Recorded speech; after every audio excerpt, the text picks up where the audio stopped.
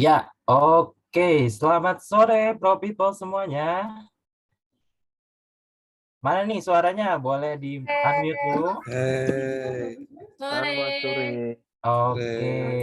Kira-kira apa kabarnya nih, Bapak, Ibu, dan rekan-rekan dari Protelindo, I-Forte, dan STP? Sehat, sehat. Baik, sehat ya semuanya. Oke, semoga rekan-rekan selalu dalam keadaan sehat ya. Kembali kita akan melaksanakan program event mingguan kita, yakni Ngopi, Ngobrol Happy, edisi Health Talk, atau obrolan seputar kesehatan nih. Saya El Rangga, biasa dipanggil Angga atau Rangga, apa aja boleh ya, dari tim Talent Acquisition Protelindo. Senang sekali saya bisa hadir dan memandu acara di sore hari ini. Untuk membuka acara mungkin boleh nih rekan-rekan juga membuka kamera laptop atau smartphone-nya masing-masing sambil melihat muka teman-temannya nih yang cantik dan ganteng-ganteng supaya bisa lebih akrab gitu ya. Kalau ada yang belum datang juga boleh diinfoin dulu teman-temannya buat join sekarang biar nggak cuma kita aja nih yang dapat manfaatnya dari acara hari ini, tapi juga semua karyawan Protelindo, I-Forte, dan STP juga bakal dapat manfaatnya. Selain itu, kita juga memiliki virtual background yang dapat di-download di Zoom Chat. Boleh langsung dicek saja supaya bisa lebih seragam nih pada saat sesi Health Talk berlangsung. Oke, di sini kalau saya lihat ada Mbak Maria, ada Mbak Afiati, Mas Meizi, Pak Dodi, kemudian ada siapa lagi yang di sini? Mbak Adinda, Pak Edi, Mbak Susi, dan yang lainnya. Untuk yang belum on cam juga boleh on cam terlebih dahulu ya. Oke. Kita langsung beralih saja untuk topik kesehatan hari ini. Pastinya sudah cukup relate ya atau berkaitan dengan kekhawatiran kita nih. Khususnya rekan-rekan yang bisa dibilang mungkin suka makan banyak. Siapa di sini yang suka makan banyak? Hampir semuanya mungkin ya. Tapi makannya mungkin nggak dikontrol atau selama bekerja atau selama beraktivitas kurang gerak nih. Atau bisa dikatakan mager. Bahasa kerennya sekarang ya. Dan beberapa kebiasaan lainnya nantinya mungkin akan dibahas lebih dalam oleh narasumber kita. Di sini sudah bergabung dengan kita yakni Dr. Wirawan Hambali, spesialis penyakit dalam. Oke. Dengan tema waspada asam urat, hipertensi, dan kolesterol. Saya ingin menyapa terlebih dahulu Dr. Wirawan Hambali. Selamat sore, Dok. Selamat sore, Mas Rangga. Ya, oke. Sehat ya, Dok ya? Sehat. Oke, baik. Ini kita untuk acara hari ini bukan cuma satu nih penyakit yang akan dibahas, tapi langsung 3 jenis penyakit sekaligus nih ya, Dok. Jadi paket komplit nih mungkin. Paket komplit ya. Oke, iya Semua terkait betul. makanan. Betul sekali. Oke, baik. Oke, mungkin untuk selanjutnya kita untuk memeriahkan acara ngopi pada hari ini boleh juga nih rekan-rekan Pro People nantinya melakukan capture atau video 15 detik yang dapat diposting di Instagram story-nya masing-masing biar kelihatan rame dan seru gitu nih kita sebagai karyawan Protelindo, I-Forte, dan STP. Jangan lupa juga untuk mention dan follow akun Instagram kita.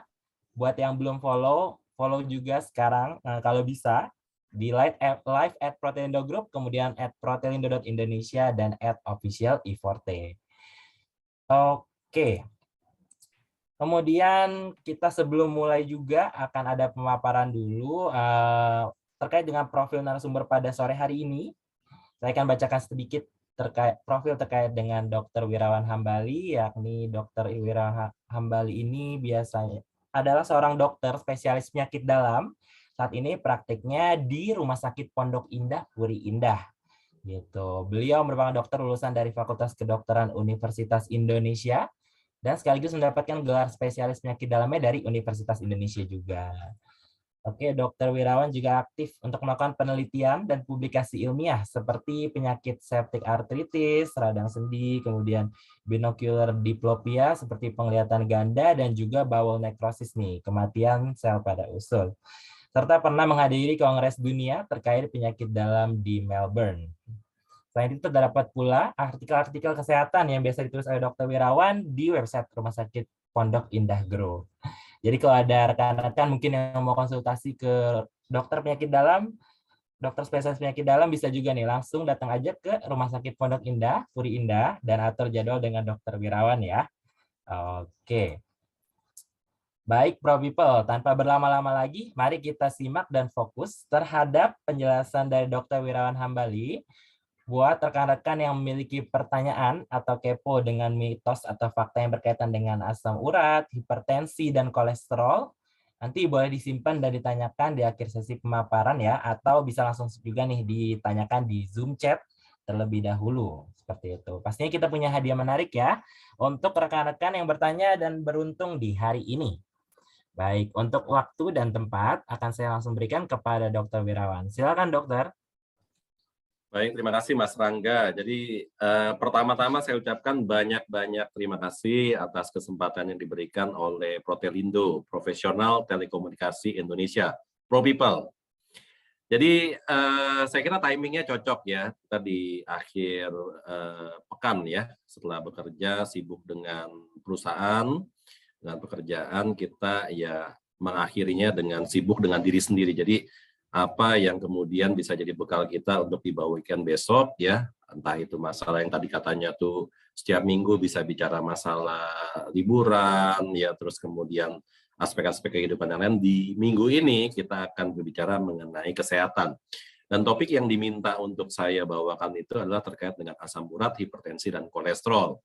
Dan topiknya agak banyak ya, seperti dari Mas Rangga sudah sampaikan ya, ini langsung dalam satu kesempatan memborong 3 penyakit. Jadi saya harap nanti teman-teman bisa tetap bergabung ya.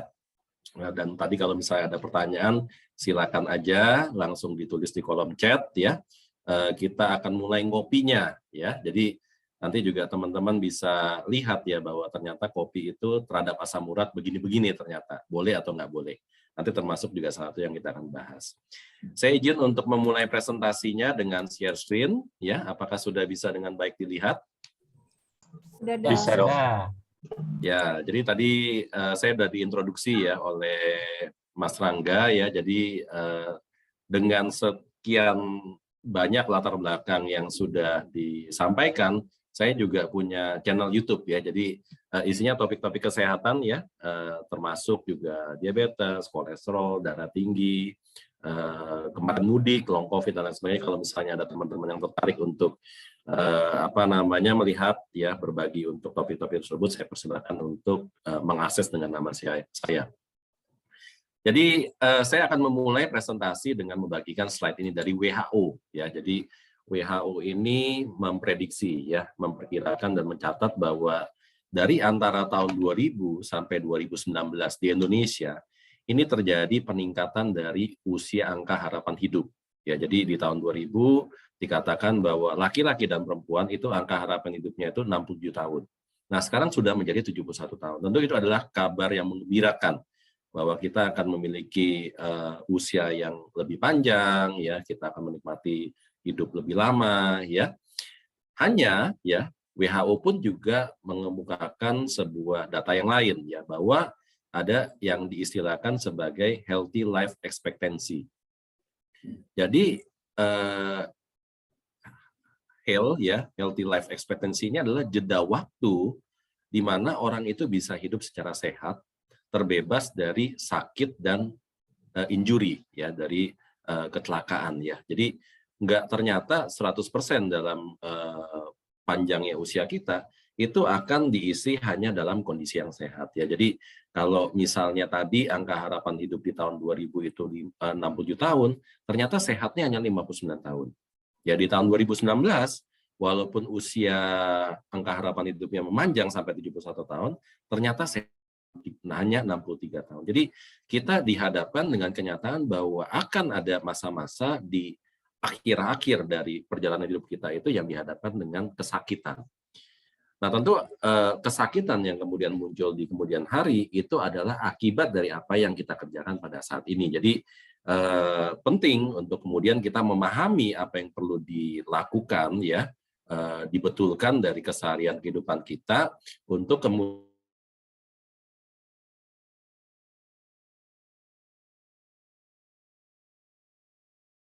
dengan situasi di mana kita harus. Nah, ini data dari Kemenkes ya mengenai profil kesehatan penduduk Indonesia tahun 2019. Nah, dicatat ya bahwa tahun 2019 tersebut bahwa pengeluaran terbanyak ya dari penduduk Indonesia untuk makanan itu terfokus pada makanan dan minuman jadi serta rokok dan tembakau. Ya tentu ini adalah sebuah keprihatinan buat kita. Ya, terjadi sebuah transisi dari alokasi sebagian besar pendapatan atau sumber daya rata-rata masyarakat Indonesia yang seharusnya dihabiskan untuk sayuran, protein, dan lain sebagainya, tapi ternyata pada tahun 2019 itu lebih banyak dihabiskan untuk makanan dan minuman jadi, rokok, dan tembakau. Data yang lain juga menunjukkan bahwa antara tahun 2007 sampai 2018 itu terjadi kenaikan 2 kali lipat dari jumlah penduduk yang mengalami obesitas. Ya, jadi di tahun 2018 ini kita melihat bahwa ada sekitar 22% penduduk Indonesia itu yang mengalami obesitas. Jadi angka ini sudah meningkat 2 kali lipat dibandingkan angka di tahun 2007. Nah, tentu obesitas itu akan berhubungan dengan berbagai macam komplikasi yang beberapa tahun ke depan itu bisa diakibatkan. Ya, jadi ini adalah perubahan demografis dari penduduk-penduduk di Indonesia yang mengarah ke kondisi yang kurang bagus. Nah, ini juga data dari WHO ya, menunjukkan bahwa penyakit-penyakit tertentu ya seperti penyakit jantung koroner, stroke ya, COPD, jadi penyakit-penyakit yang tidak berhubungan dengan infeksi itu mengalami kenaikan ya antara tahun 2000 sampai 2019. Dikatakan untuk penyakit jantung koroner yang menyebabkan kematian pada 16% dari keseluruhan penduduk dunia itu meningkat ya dari tahun 2000 hanya sebesar 2 juta kasus itu menjadi 8,9 juta kasus kematian akibat penyakit jantung koroner. Jadi ini sebuah lompatan jumlah penderita yang luar biasa banyak. Nah, ini penyakit jantung koroner ya, kita lihat bahwa ada pembuluh darah di jantung yang disebut sebagai pembuluh darah koroner itu mengalami penyempitan. Ya, itu yang dikatakan sebagai penyakit jantung koroner. Nah, penyempitan kalau misal terjadi ini bisa dibuka ya dengan stent ya, bentuknya seperti ini. Jadi ini pasien real ya di Rumah Sakit Pondok Indah Purinda. Ini kalau misalnya dilakukan angiografi, pewarnaan ya, kontras untuk melihat pembuluh darah, kita bisa melihat ada penyempitan di 2 tempat ya, di sekitar lokasi ini dan di lokasi ini. Dan ketika sudah dipasang stent, kita bisa melihat bahwa area yang tadinya sempit itu kembali menjadi terbuka ya. Kemudian juga di area sekitar sini itu setelah dipasang stent kembali menjadi terbuka. Jadi itu adalah teknologi yang memungkinkan pada saat ini untuk kita bisa lakukan pada pasien-pasien dengan penyempitan dari pembuluh darah jantung. Atau kita bisa lakukan sebuah teknik bypass ya, atau bahasa kerennya adalah CABG, coronary artery bypass graft, atau disingkat sebagai CABG ya. Jadi kalau misalnya ke dokter ya disuruh bypass, ya itu sebenarnya merujuk pada istilah kedokteran namanya CABG. Nah, penyempitan pun juga bisa terjadi di tempat-tempat lain ya, misalnya di otak ya. Jadi ini pasien yang kalau misalnya kita lihat di pembuluh darah otak sebelah kanan, ini mengalami penyempitan, dan ini juga kasus yang saya pernah jumpai terjadi penyempitan di pembuluh darah usus ya. Jadi ini bukan di restoran Padang nih fotonya, tapi di rumah sakit ya ada usus.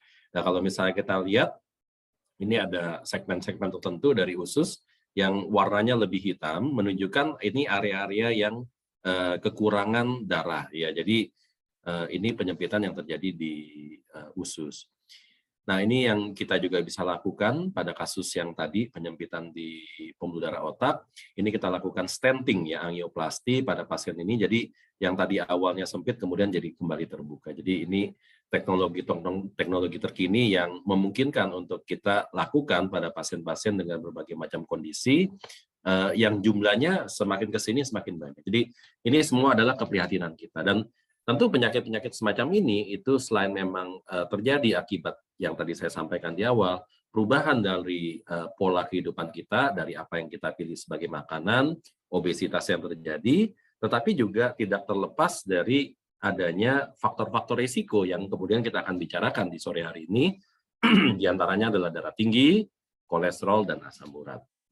Dan saya akan mulai dari darah tinggi ya. Jadi ya orang bisa sebut itu sebagai hipertensi, penyakit darah tinggi, bahasa Belandanya bloeddruk ya. Jadi kalau ada oma-oma, opa-opa yang masih Hollandspreken ya Kalau ditanya sakit apa, sakitnya bloodrick, ya, sakit darah tinggi katanya. Nah, ini sebenarnya apa sih? Ya, apa yang membuat pembuluh itu memiliki tekanan? Ya, jadi kalau kita bicara secara hakiki, ya, yang disebut sebagai tekanan darah itu adalah resultante kerja dari jantung, ya, jadi cardiac output, ya, ditambah dengan kerja dari pembuluh darah. Ya, jadi bagaimana seseorang itu memiliki sebuah nilai tekanan darah itu adalah sebuah resultante kerja dari jantung dan pembuluh darah. Ya, jadi dua-duanya memiliki peranan untuk bagaimana seorang penderita atau seorang individu itu memiliki tekanan darah yang normal, rendah ataupun tinggi. Nah, dikatakan tinggi itu kalau tekanan darahnya itu di atas 140/90. Ya, jadi kalau kita merujuk pada gambar ini dikatakan tinggi hipertensi itu kalau di atas 140/90. Normal tinggi, normal dan sebagainya kalau tekanan darahnya di bawah itu. Nah, cuman dalam bagaimana kemudian kita mendiagnosis seseorang itu menderita darah tinggi, ya, itu enggak dalam satu kali kesempatan. Ya, jadi kalau di tensi tinggi, ya, misalnya kita lagi capek, ya, kebetulan kurang tidur di minggu itu, banyak minum kopi, makan di luar, asin-asin, ya, sekali waktu kita di tensi tinggi, itu juga bukan selalu langsung dikatakan sebagai darah tinggi. Jadi vonis darah tinggi itu enggak dalam saat itu juga, kecuali memang terlalu tinggi. Nah, dianjurkan ketika kita mendapatkan satu pengukuran tekanan darah yang tinggi, kita dianjurkan untuk melakukan kunjungan 2-4 minggu setelahnya. Jadi masih dikasih batas toleransi. Sekali lagi, bisa dilakukan demikian kecuali tekanan darahnya tinggi banget. Ya, langsung harus diobati kalau dalam situasi seperti itu. Sebaliknya, untuk mereka yang tekanan darahnya normal, ya, high normal, normal tinggi, jadi di bawah 140/90 tapi tidak rendah-rendah banget, ini juga dipertimbangkan jangan-jangan ada hipertensi tersembunyi, ya. Jadi dalam situasi demikian itu juga kita bisa lakukan yang namanya ABPM ambulatory blood pressure monitoring atau HBPM home blood pressure monitoring. Jadi bisa individu tersebut dibekalkan alat untuk pengukuran tekanan darah untuk mencatat kemudian berapa kurva tekanan darah yang didapatkan pada pengukuran saat di rumah, jadi di luar tempat kerja. Jadi kita saat ini memiliki fleksibilitas yang lebih tinggi bagaimana menentukan seseorang itu tekanan darah tinggi atau normal. Jadi dengan berbagai macam strategi. Nah, ini kemudian juga data, ya, data mengenai darah tinggi. Jadi dikatakan di seluruh dunia itu sekitar 22%-nya itu darah tinggi. Jadi ini sesuatu yang angkanya sebenarnya luar biasa banyak. Ya, jadi kalau misalnya kita bicara dari 7 triliun penduduk dunia, 22%-nya itu ya luar biasa banyaknya. Dan sedemikian besar burden atau beban kesehatan yang kemudian akan ditimbulkan, sayangnya tidak semua orang itu sadar, ya, bahwa dia tuh darah tinggi. Jadi kalau misalnya ini sebuah ilustrasi, ya, dari 7 orang yang darah tinggi, itu ternyata 3 di antara mereka tidak tahu kalau mereka darah tinggi. Ya. 4 sisanya tahu mereka darah tinggi, tapi 1 nggak mau berobat. Ya. Aware tapi nggak mau berobat. Ya.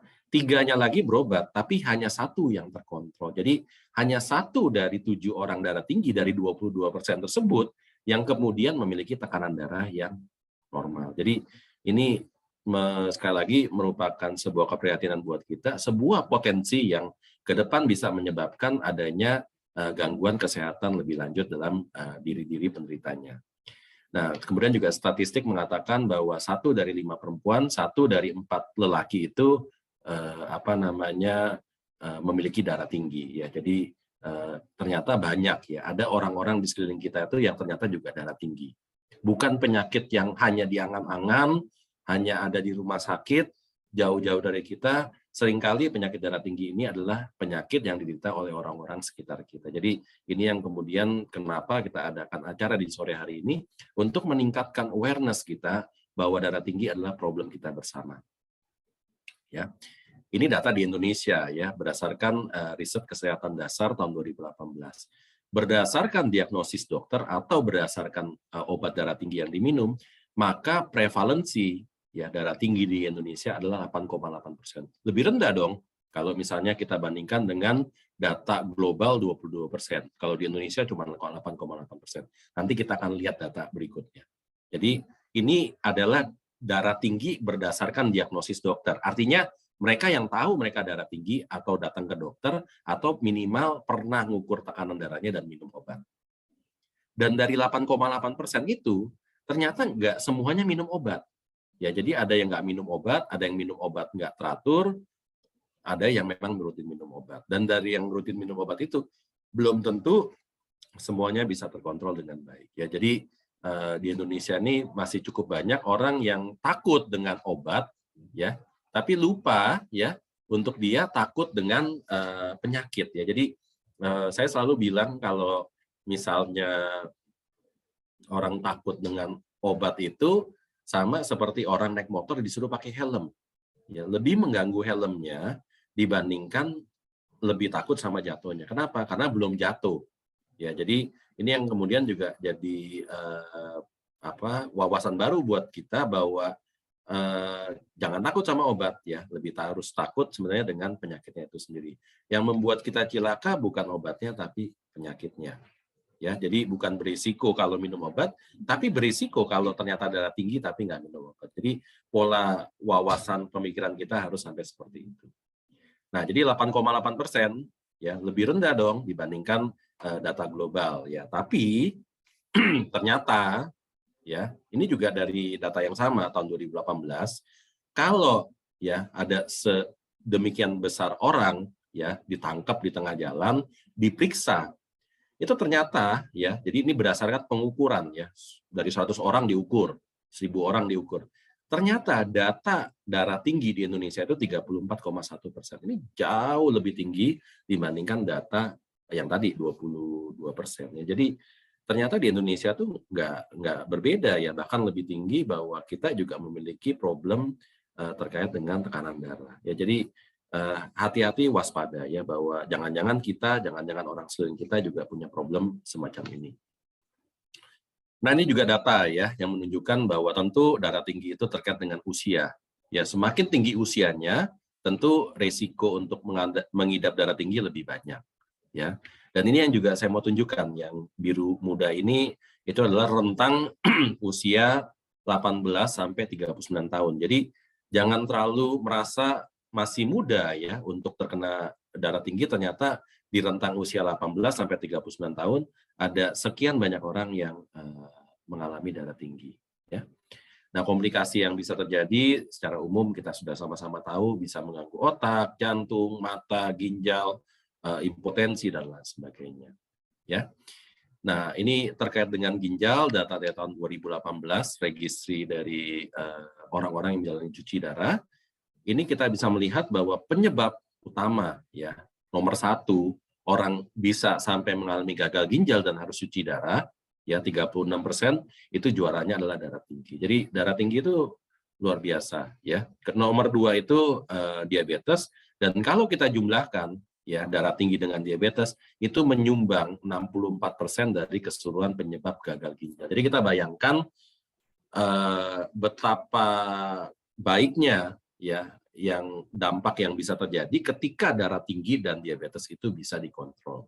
Ya, karena sebagai penyumbang terbanyak dari seseorang itu bisa mengalami gagal ginjal dan cuci darah. Jadi ini bukan sesuatu yang kecil ya porsinya, tetapi sekali lagi merupakan keprihatinan kita bersama. Nah, ini hal-hal yang kita bisa lakukan ya di luar obat ya. Tentu kalau obat ya sudah sesuatu yang mengharuskan si pasien datang ketemu sama dokter ya, ketemu sama saya gitu ya, membuktikan bahwa saya ada gitu ya, bukan hanya di YouTube. Nah, itu kita bisa melihat ya, ternyata olahraga physical activity bisa menurunkan tekanan darah 4-9. Ya, mengatur pola makan misalnya dengan lebih banyak makan serat ya, biji-bijian, sayur-sayuran, buah dan jus, itu bisa menurunkan tekanan darah 8-14 mm Hg. Kemudian mengurangi garam ya, itu bisa mengurangi 2-8 mm Hg.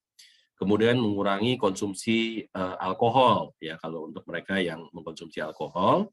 Ini yang paling spektakuler adalah tekanan darah ya, bahwa ternyata kalau kita bisa menurunkan tekanan darah sekitar 10 kilo, maka tekanan darah kita itu potensial bisa turun antara 5 sampai 20 mm Air-Aksa. Kita mengurangi stres, ya, mengurangi rokok, ternyata juga berhubungan dengan denyut detak jantung yang lebih bagus dibandingkan mereka yang rokok. Jadi ini adalah hal-hal yang kita bisa lakukan, merubah pola gaya hidup kita, melakukan sebuah kewaspadaan untuk kemudian kita secara berkala mengukur tekanan darah kita. Jadi ini adalah hal-hal yang saya kira potensial bisa dan mampu dilaksanakan oleh Anda-Anda sekalian, ya, pro people, ya, orang-orang yang punya kesadaran tinggi terhadap kesehatan. Nah, berikutnya kita akan bicara mengenai kolesterol, ya, kolesterol. Ya, jadi kalau beberapa dari antara kita itu kemudian bertanya-tanya, apa sih kolesterol gitu ya? Apa sih gitu ya? Nah, jadi kita tahu bahwa air dan minyak itu tidak bersatu, ya, bahwa lemak yang kita makan ketika memang harus dibawa ke organ tubuh itu harus dibawa oleh sebuah protein pembawa, ya, oleh sebuah unit pembawa dari lemak itu untuk kemudian bisa beredar melewati darah, karena lemak dan air tidak bercampur, ya. Jadi di dalam tubuh kolesterol itu dibawa salah satunya oleh sebuah kompleks, ya, sebuah unit namanya lipoprotein. Nah, lipoprotein ini yang kemudian dikenal sebagai HDL, LDL, IDL, VLDL, dan kilomikron. Jadi HDL itu singkatan dari high density lipoprotein, ya. Jadi densitasnya tinggi tapi volumenya kecil. Jadi kalau sesuatu yang volumenya kecil, ya bisa jadi densitasnya atau kerapatannya lebih tinggi. Ini kolesterol baik. Nah, LDL ini low density lipoprotein, ya, jadi densitasnya rendah, volumenya lebih besar. Ini yang disebut sebagai kolesterol jahat. Nah, triglyceride itu sendiri adalah bagian tengah dari sebuah lipoprotein, ya. Jadi kalau kita misalnya periksa darah, ada kolesterol total, ada HDL, LDL, triglyceride. Ini lebih kurang sebuah ilustrasi mengenai apa itu komponen-komponen yang tadi saya sudah sampaikan, ya. Jadi LDL, HDL, triglyceride, dan lain sebagainya. Nah, ini data yang kemudian menunjukkan, ya, bahwa kolesterol itu bisa menyebabkan penyempitan pembuluh darah, ya, sehingga ketika kita mengurangi 1% LDL, maka risiko sakit jantung koroner kita bisa menurun 1%. Ya, kalau kolesterol baiknya HDL kita tingkatkan 1%, maka kita bisa mengurangi risiko penyakit jantung koroner 3%. Jadi ini adalah sebuah bonus-bonus yang saya kira bisa kita dapatkan dengan memperbaiki profil kolesterol kita. Ya. Nah, tentu kolesterol dalam tubuh juga punya peran, ya. Jadi kita jangan kemudian berpikir bahwa kolesterol di dalam tubuh itu merupakan sebuah substansi yang hanya semata-mata jahat. Tentu juga dalam tubuh diciptakan oleh Tuhan sedemikian baiknya juga memiliki peran. Ya, setidaknya ada 3 peran dari kolesterol. Yang pertama adalah sebagai bahan utama dari pembentukan dinding saraf ataupun dinding sel. Ya, jadi kalau misalnya ada sebuah sel, itu bagian luarnya adalah kolesterol. Kemudian juga berperan untuk pembentukan dari hormon-hormon seksual sama steroid, jadi estrogen, progesteron, dan testosteron.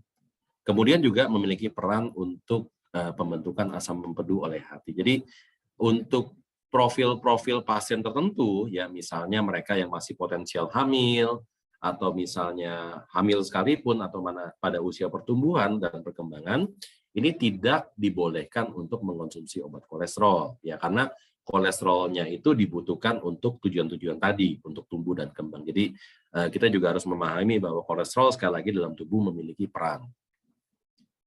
Nah, ini data di Indonesia, ya, data di Indonesia tahun 2018, ya. Ini kalau misalnya kita lihat ada nama-nama Indonesia di penelitinya, ada Anwar Santoso, Ketut Swastika, ya. Ini menunjukkan bahwa di Indonesia, ya, gangguan misalnya kolesterol tinggi itu diderita pada 43% orang.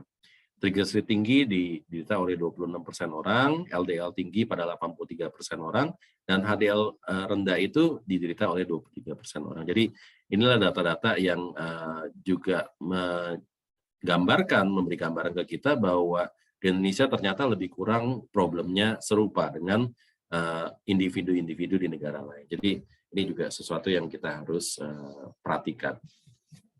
Nah, ini yang tadi saya sampaikan, LDL ya bisa masuk ke dalam pembuluh darah, membentuk plak di pembuluh darah sehingga menyebabkan penyempitan ya yang mengganggu aliran darah di tubuh kita, dan penyempitannya bisa terjadi sekali lagi di jantung, di otak, atau pembuluh darah seperti kaki, usus, dan lain sebagainya.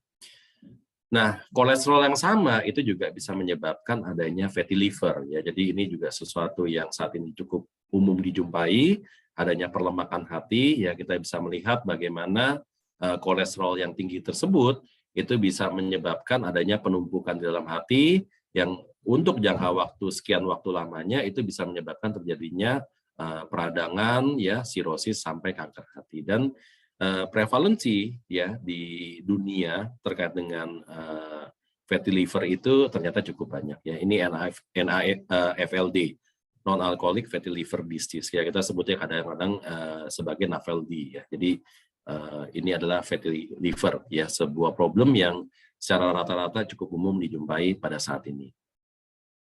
Nah, ini dari ESC ya, European Society of Cardiology tahun 2019 mengenai rekomendasi gaya hidup yang kita bisa lakukan terkait dengan perubahan kolesterol ke arah yang lebih baik. Ya, jadi pertama kita bisa mengurangi konsumsi lemak trans ya. Jadi lemak trans itu adalah lemak-lemak yang ada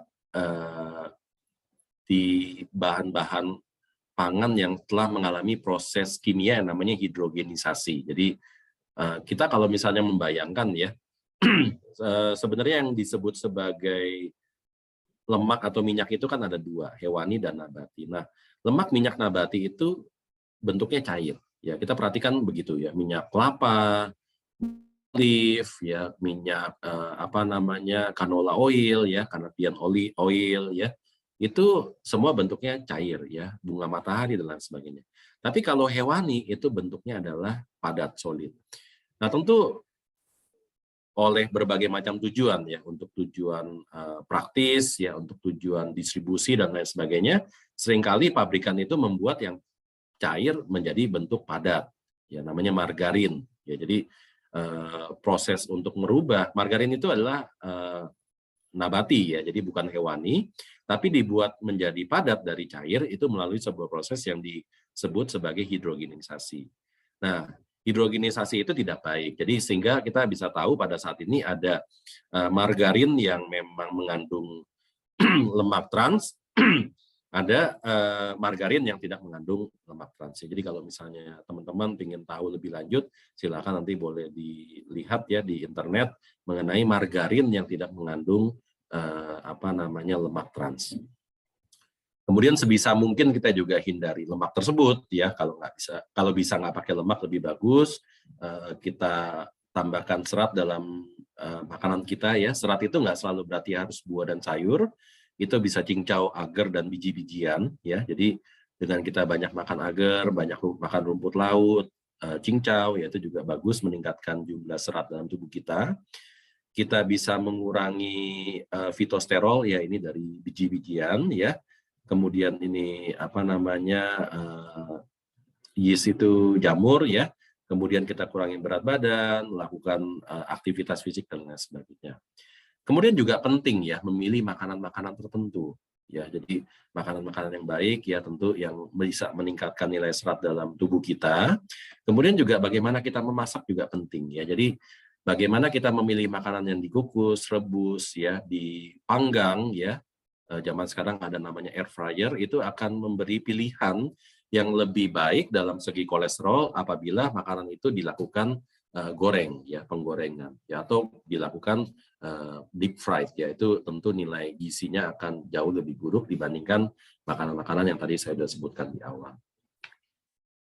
Nah, ini juga wawasan bahwa pada saat ini di luar negeri setidaknya sedemikian rupa pentingnya kita mengobati kolesterol sampai pada saat ini tersedia obat-obat kolesterol yang bentuknya injeksi. Jadi ini kalau misalnya kita lihat ada sebuah pena ya, itu injeksi yang bisa digunakan untuk orang-orang yang kolesterolnya masih belum terkontrol di luar obat yang sudah dikonsumsi. Jadi sedemikian penting kita menargetkan untuk kolesterol itu harus bagus, sampai pada saat ini itu sudah tersedia obat-obatan yang bentuknya injeksi. Jadi luar biasa ya bagaimana pada saat ini kita sedemikian concern tentang LDL yang tinggi. Nah, berikutnya kita akan berbicara mengenai gangguan asam urat ya. Jadi ini sebuah topik yang saya kira juga banyak dialami oleh kita atau orang-orang sekitar kita ya, gangguan asam urat. Jadi tentu kita harus berkenalan ya terlebih dahulu mengenai itu yang disebut sebagai gangguan asam urat. Ya, GUT atau pirai bahasa Indonesianya adalah penyakit yang disebabkan oleh adanya timbunan dari asam urat pada sendi. Ya, jadi kita bukan bicara mengenai kadar asam urat tinggi di dalam darah, tapi kita juga bicara bagaimana asam urat itu bisa mengendap, terakumulasi dalam sendi, kemudian dalam jangka waktu tertentu menyebabkan adanya radang, ya ditandai dengan adanya kemerahan, bengkak, dan nyeri pada radang yang terkena. Nah, karakteristik dari nyeri sendi pada GUT ya atau radang asam urat ini cukup tipikal ya. Jadi nggak semua orang sakit sendi itu akan langsung divonis sebagai penyakit asam urat tinggi. Ya, jadi kita harus lihat bahwa karakteristik dari penyakit sendi akibat asam urat atau yang lebih dikenal sebagai GUT itu memiliki karakteristik. Ya, pertama menyerang satu sendi. Jadi jarang kena di dua sendi. Ya, jadi kalau misalnya hanya kena di satu tempat, ya tempat itu aja. Kemudian berulang. Ya, jadi kalau misalnya saat ini kita sudah pernah kena, itu kita nggak obati asam uratnya, beberapa waktu, bulan atau tahun ke depan, kita bisa terkena radang yang sama dan seringkali di tempat yang sama. Jadi kalau misalnya kita pernah kena serangan GUT ya atau asam urat di jempol kaki, nanti berikutnya kita terkena ya lebih kurang akan muncul di tempat yang sama. Ya. Kemudian nyeri dirasakan hebat. Ya, jadi hebat. Hampir rata-rata pasien yang terkena sakit asam urat ini itu datangnya dengan kursi roda. Jadi kalau jauh-jauh saya udah bisa tahu tuh, masih muda ya, itu datang dengan kursi roda, kakinya merah, itu udah asam urat. Ya jadi tinggal ditanya aja pernah seperti ini atau enggak, asam uratnya pernah diperiksa atau enggak, ya kita lihat karakteristiknya seperti apa, ya tinggal diobati. Nah, yang juga penting ya, itu muncul dalam waktu singkat ya. Jadi malam kemarin cuma baru pegel-pegel, paginya udah langsung nggak bisa jalan. Itu sering memang sampai seperti itu. Jadi dalam waktu 24 jam itu udah langsung berubah drastis dari yang tadinya kenapa-napa langsung berubah menjadi kenapa-napa. Nah, kemudian juga harus diingat bahwa serangan GUT ya atau penyakit radang sendi akibat asam urat itu tidak selalu berhubungan dengan kadar asam urat darah yang meningkat. Sekali lagi kita bicara mengenai asam urat di dalam sendi. Jadi bukan berbicara mengenai asam urat di dalam darah. Jadi memang berhubungan tapi tidak selalu menunjukkan asam urat darah tinggi itu menunjukkan darah asam urat di dalam sendi yang tinggi. Jadi ini sebuah hal yang berbeda. Kemudian juga kalau misalnya kita lihat ya lokasi-lokasi dari serangan asam urat itu lebih sering pada daerah yang jauh dari inti tubuh ya. Jadi sering di sendi kaki ya, jempol kaki, dengkul ya, pergelangan kaki atau di siku ya. Jadi jarang di jari ya. Jadi ya memang bisa pada akhirnya, tapi ini yang juga kadang sering ditanyakan oleh pasien, saya nih bahunya sakit atau tulangnya sakit, tulang belakangnya sakit, oh ini asam urat nih, nggak selalu seperti itu. Jadi hanya muncul pada lokasi-lokasi yang tipikal. Nah, ini adalah perjalanan klinis dari seorang penderita penderita asam urat ya. Jadi asam uratnya tinggi untuk sekian waktu lamanya tidak bergejala, asimptomatik hiperurisemia. Kemudian mulai terjadi pengendapan dari asam urat di dalam sendi ya, sehingga sampai pada titik tertentu akumulasinya sudah cukup, itu menyebabkan serangan pertama yang disebut sebagai serangan GUT. Ya, jadi itu seperti dengan karakteristik tadi ya, mendadak menyerang satu sendi, sakitnya luar biasa, ada kemerahan, tempatnya tipikal, kemudian diobati dan sembuh. Ketika kalau kita nggak obati asam uratnya, dia akan muncul sebagai serangan berikutnya. Ya, lama-lama serangannya itu akan semakin singkat, ya. Kemudian semakin berat intensitasnya, dan di antara jeda waktu serangan tersebut yang disebut sebagai intercritical growth, itu seringkali pada mereka yang sudah mengalami gangguan asam urat secara lama, itu seringkali itu tidak dapat lagi untuk sembuh secara total. Ya, jadi ada situasi di mana sendinya itu akan sakit secara terus-menerus.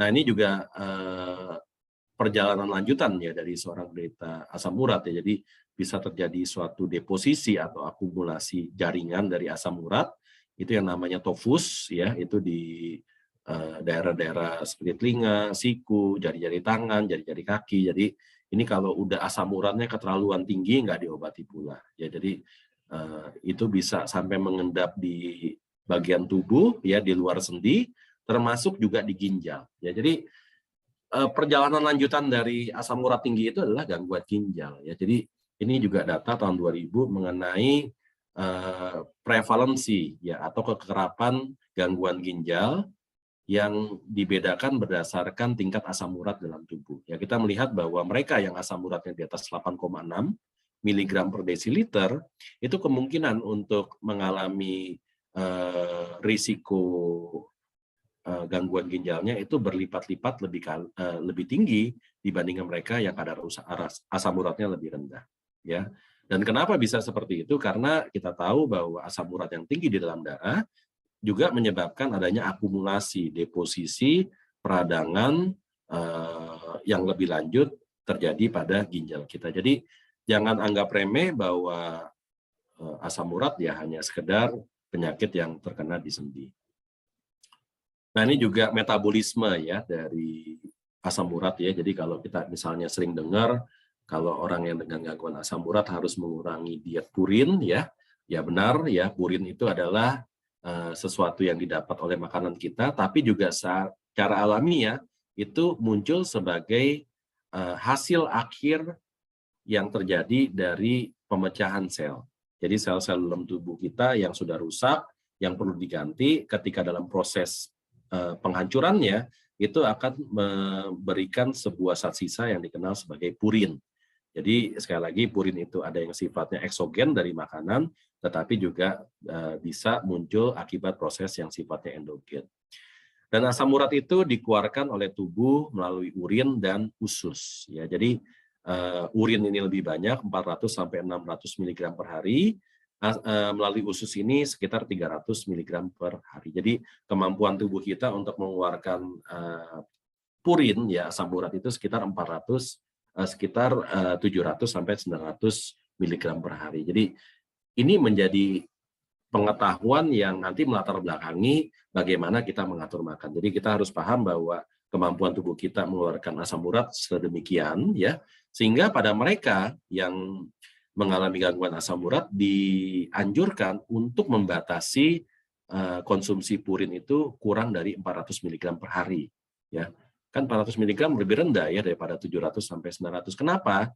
Karena sekali lagi harus diingat bahwa jumlah purin total dalam tubuh itu tidak semata-mata hanya akibat dari jumlah purin yang masuk dari makanan kita, tetapi juga dari hasil buah pemecahan atau pengerusakan sel dalam tubuh kita. Jadi kita juga harus memberikan rentang jeda yang cukup banyak bahwa ada sumber-sumber purin lain di luar makanan kita, sehingga sebisa mungkin jumlah purin yang masuk dari diet kita atau makanan kita itu harus dikurangi. Jadi kira-kira pertimbangannya seperti itu, 400 mg per hari. Nah, ini berikutnya yang kemudian menjadi menarik ya. Kemudian bagaimana kita mengatur makanan kita ya. Jadi banyak mitos di luaran sana yang mengatakan nggak boleh makan ini, nggak boleh makan itu ya. Jadi nanti kita akan lihat. Nah, ini adalah kristal asam urat yang diambil dari sendi ya. Jadi kristalnya itu ya bentuknya seperti jarum ya, tajam-tajam seperti ini, sehingga ketika memang terakumulasi dalam jumlah banyak di dalam sendi, itu akan menimbulkan rasa sakit yang luar biasa. Jadi bentuknya seperti jarum ya. Jadi benar-benar sakit luar biasa. Nah, ini adalah kita bicara mengenai makanan ya. Jadi ada makanan yang dianggap memiliki kadar purin yang tinggi, kadar purin menengah, dan kadar purin yang rendah. Dan tentu kita akan memilih bahan-bahan makanan yang kadar purinnya rendah. Nah, kita lihat ya, pertama di kelompok kadar purin yang tinggi. Nah, kita akan lihat ya, ternyata ya dari kadar purin yang tinggi, itu hampir semua isi dari jeroan. Ya, jadi ini ada jantung, ada liver, ya, ada limpa, kemudian ada ginjal ya. Jadi kalau misalnya ada dari kita yang suka makan jeroan ya, ternyata itu adalah sumber purin yang sangat tinggi. Jadi dalam 100 gram makanan tersebut itu jumlah purinnya udah ratusan. Ya. Kemudian juga ternyata semua ikan itu bagus ya. Ada ikan-ikan tertentu ya, terutama ikan-ikan yang ukurannya kecil kalau kita perhatikan seperti trout atau sardin, ini ukurannya kecil, itu juga ternyata asam uratnya dalam kandungan makanan itu sangat tinggi. Jadi kita akan mengupas ya mitos-mitos, oh kalau makan ikan itu semuanya baik. Sebagian besar ikan bagus ya, cuman ada ikan-ikan yang nanti kita harus hindari pada mereka yang memiliki gangguan asam urat. Kemudian ya di kelompok yang moderate atau menengah jumlah purinnya, kita akan melihat ini berbagai macam daging. Ya, jadi bebek ternyata tinggi ya, bebek ini ternyata tinggi ya, 138 mg purin per 100 gram makanan ya. Kemudian ayam juga ternyata tinggi, dan ayam ini lebih tinggi dibandingkan sapi. Ya, jadi kalau chicken breast ya, dada ayam itu 130 miligram purin per 100 gram makanan ya. Sapi ini lebih rendah ya. Jadi ini 100 mg purin. Ya, tadi kita batasi makanan tidak lebih dari 400 mg. Jadi apakah segini banyak ya? Sebenarnya ya banyak ya. Karena kalau kita bayangkan, ini saya sampai ambil ilustrasi ya, kalau ada ayam kemasan ya 1 kilogram ya, 100 gramnya itu kan 1/10 dari ini ya. Ini kecil banget ya sebenarnya. Jadi sedemikian kecil ayam aja itu sebenarnya asam uratnya tinggi ya. Jadi ya kalau kita misalnya punya gangguan asam urat ya, tahu sering mengalami serangan GOUT, ya kita harus ternyata membatasi jumlah daging yang kita makan. Ya. Nah, terus kemudian untuk item-item makanan yang jumlah purinnya lebih sedikit ya. Jadi kita lihat di sini nomor 1 ada toge ya, bean sprout ya. Ini ya nggak tinggi tapi juga cukup tinggi. Kemudian roti ya. Kemudian nasi ya, karena ada banyak orang yang kemudian sedemikian takut, ya ternyata nasi juga ada asam uratnya loh, ada purinnya, jadi harus dihindari. Ya ternyata kandungan asam urat ya, purin di dalam nasi itu tidak terlalu banyak ya. Jadi hanya 5,9 mg purin per 100 gram makanan. Jadi kalau kita lihat ya, ini nasi siap saji ya. Jadi kalau kita jalan-jalan ke luar negeri ya, kadang-kadang di minimarket kayak misalnya Jepang itu ada tersedia nasi ya 100 yen tuh. Ya kita bisa panaskan ya, itu ternyata itu banyak ya, 100 gram itu udah setengah dari kemasan ini tuh ternyata purinnya nggak banyak-banyak banget. Jadi mitos ya kalau misalnya nasi itu akan berdampak buruk untuk mereka yang memiliki penyakit asam urat. Nah, terus kemudian ini sayur-sayuran ya, sayur-sayuran. Jadi hindari sayur-sayuran, nggak boleh asam uratnya tinggi. Nah, memang ada beberapa asam urat yang kadar purinnya itu nggak tinggi sih, tapi harus diwaspadai seperti brokoli ya, seperti tadi toge ya. Cuman kalau misalnya kita lihat ya, jamur dan bayam ya, ternyata kadar asam uratnya ya per 100 gram bahan pangan ini tidak terlalu banyak, hanya 57. Kita bayangkan sayur seikat ini 200 gram, kita makan 100 gram bayam aja tuh udah kenyang banget. Ya, jadi sayur ya sebagian besar nanti kita bisa lihat ya pada tabel akhir ya, kesimpulan bahan makanan apa yang nanti bisa kita pilih, ternyata nggak banyak-banyak banget. Nah, ini juga ada kalkulator ya, jadi kalau teman-teman pusing ya, di internet ini sekarang juga banyak yang menyediakan kalkulator untuk kita bisa mengkalkulasi jumlah purin di bahan makanan yang kita pilih. Ini jadi yang saya coba masukkan mengenai usus ya, jumlah purinnya seperti apa. Nah, berikutnya yang saya mau sampaikan terkait dengan biji-bijian ya. Jadi ini juga sering dipertanyakan ya, makan kacang boleh nggak sih gitu ya, emping berapa sih ya. Jadi saya mencari ya, ini kalau teman-teman tahu ya, apa nih yang merah-merah gini ya, ini adalah melinjo ya. Jadi kalau ada yang belum pernah lihat melinjo ya, ini melinjo ya. Karena sebagian besar orang kota mungkin taunya melinjo ya begini nih, udah dalam bentuk bungkus-bungkusan. Ya ini ada di sayur asem atau sudah diolah menjadi emping. Ternyata melinjo itu bisa banyak, bisa sedikit ya. Per 100 gram itu kandungan purinnya adalah antara 50 sampai 150 ya. Sedangkan kacang-kacangan ya, sebenarnya kalau kita lihat secara umum ya, misalnya kacang ya, tahu kita tahu itu adalah kacang-kacangan ya. Kemudian kacang kedelai atau peanut ya. Sebenarnya kalau misalnya kita lihat, oh ini nggak banyak loh ya, cuman 22 mg purinnya. Ya nggak banyak dong ternyata ya. Tapi ini untuk 28 gram kacang. Ya, jadi kalau 100 gram kacang ya lebih kurang 90 miligram purin ya. Dan kita bayangkan ini kacang yang sudah dikemas ya. Sebenarnya 100 gram itu adalah sesuatu yang seringkali kita makan begitu aja. Jadi lagi santai kita makan kacang gitu ya, katanya nggak lengkap kalau nggak ada kacang, makan kacang tanpa sadar ternyata setengah bungkus sudah habis. Jadi kacang itu sebenarnya kandungan purinnya nggak banyak, cuman di Indonesia seringkali kita mengkonsumsi dalam jumlah yang sedemikian banyak. Itu yang menjadi masalah. Jadi dosisnya yang terlalu banyak. Ya, kalau kita makan cuma sedikit ya silakan aja. Ya melinjo nggak banyak nggak apa-apa. Ini melinjo 500 gram ya. Sedangkan 100 gram ini jumlah purinnya 50 sampai 150. Nah, seringkali kita makan ini sepertiganya lah. Ya, 200 gram atau 150 gram. Bayangkan sudah seberapa jatah purin kita yang masuk dari melinjo ini. Jadi boleh ya sedikit-sedikit aja. Nah, ini juga makanan kegemaran kita ya, gado-gado. Ini kalau saya ambil dari websitenya ya, resep rahasia makanan enak nih ya dari Bango ya. Itu ternyata salah satu bahan yang dipakai kacang tanah ya, itu 200 gram. Ya, ini banyak sekali kan untuk 1-2 porsi gado-gado ya. Jadi kita harus hati-hati ya. Boleh tapi jangan terlalu banyak ya. Kemudian untuk kopi ya, ada penelitian yang menunjukkan bahwa konsumsi kopi ini ternyata bisa menurunkan risiko serangan asam urat ya, radang sendikut itu sampai 40%. Jadi kopi ya ternyata berefek baik.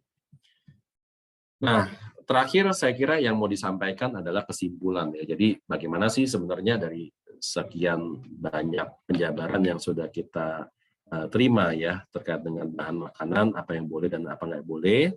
Ini kalau misalnya kita bagi menjadi 3 grup ya, grup rendah, menengah, dan banyak jumlah purinnya, kita akan lihat pertama di jumlah yang banyak ya. Jadi kita akan lihat ya, yang jumlahnya banyak itu adalah jeroan ya, organ meat, kidney, heart ya, liver ya, sosis, foie gras, ini apa namanya, hati angsa ya, ini ternyata tinggi ya. Kemudian beberapa ikan-ikanan ya, produk laut ya, trout ya, kemudian sarden ya, makarel ya, ini juga ikan yang ternyata juga banyak. Tapi di luar itu ya, ini fish ya, ini ternyata masuk dalam kelompok yang purinnya nggak terlalu banyak, di luar dari apa yang disebut di grup C. Dan semua produk daging ini masuk di grup B. Jadi chicken, duck, turkey, goose ya. Kemudian juga daging-dagingan ya, mau itu apa namanya sapi, domba ya, kambing ya, masuk di sini. Kemudian kacang-kacangan juga masuk ke sini ya, sayur juga masuk ke sini. Sayur sebeberapa masuk ke sini. Jadi beberapa sayur yang kandungan purinnya menengah seperti apa namanya spinach ya, bayam, asparagus, avocado, jamur ya. Kemudian kayak cauliflower ya, ini kembang kol ya, bukan kol ya, kembang kol. Kalau kol bahasa Inggrisnya cabbage ya, cauliflower ini adalah kembang kol. Brokoli ya, ini masuknya ke grup 2, grup yang kandungan apa purinnya itu menengah. Sedangkan sayur-sayuran yang lain itu kandungan asam urat atau purinnya itu masuk dalam kategori yang rendah. Jadi ini adalah nanti insight dari bagaimana kita bisa mengatur pola makanan kita terkait dengan asam urat. Saya kira itu yang saya bisa sampaikan di kesempatan kali ini. Saya kembalikan ke moderator. Terima kasih. Ya, oke, baik. Mungkin sudah cukup komprehensif ya penjelasan dari ketiga penyakit yang sudah dijelaskan oleh dokter nih tadi barusan, dan sudah cukup banyak nih dokter untuk pertanyaan-pertanyaan yang masuk melalui Zoom chat, dan juga ada yang raise hand juga nih. Boleh mungkin kita mulai dari yang raise hand terlebih dahulu ya. Kepada Pak Niko, boleh silakan untuk bertanya langsung. Ya, saya mau menyampaikan penjelasan singkat, pernyataan singkat aja, pertanyaan singkat, Dok. Ada 2 pertanyaan. Yang pertama adalah gini, misalnya saya adalah pasien yang rutin minum obat tekanan darah tinggi. Pagi hari saya minum bisoprol 5 mg, terus malam hari saya minum 16 mg candesartan. Terus apakah saya masih perlu untuk cek tekanan darah saya? Dan kalau perlu, kapan sih sebenarnya waktu yang tepat saya cek darah? Dan yang terakhir, kalau saya mendapati saya udah minum 2 obat rutin itu tapi tekanan darah saya masih tinggi, what should I do, Dok? Dok, apa yang saya harus lakukan? Itu yang pertama, Dok. Terus yang kedua adalah gini, mengenai kolesterol.